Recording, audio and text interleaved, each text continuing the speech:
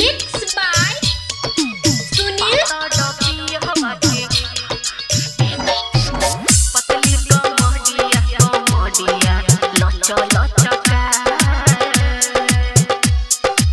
Recording by SS Music. Hajipur पातर पियहवा के पतली कमहडिया लच लचका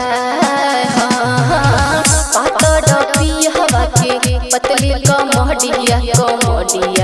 लच लचका जन्मो सूरज हवा से हवे उ गोडवा गजब के माडे असटा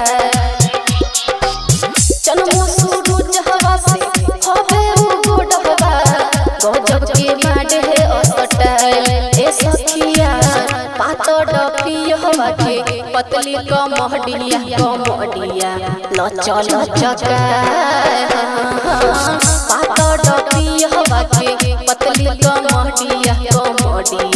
लच लचका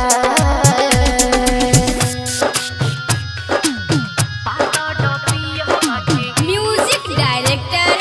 डीजे धीरू खजौली बाजार Madhubani. Recording by SS Music. Hajipur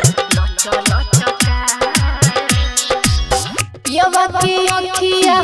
झिल के जैसे धीरे से कोना घिदवा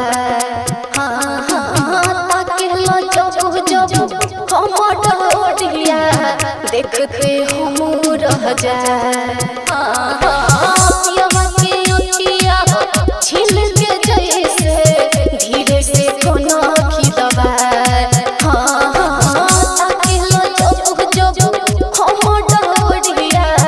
देखते हम रह जाए सीटे बढ़िया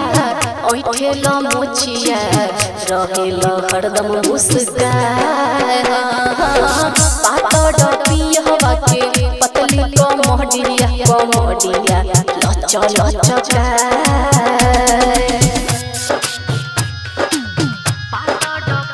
music director DJ Dhiru Khajauli बाजार मधुबनी।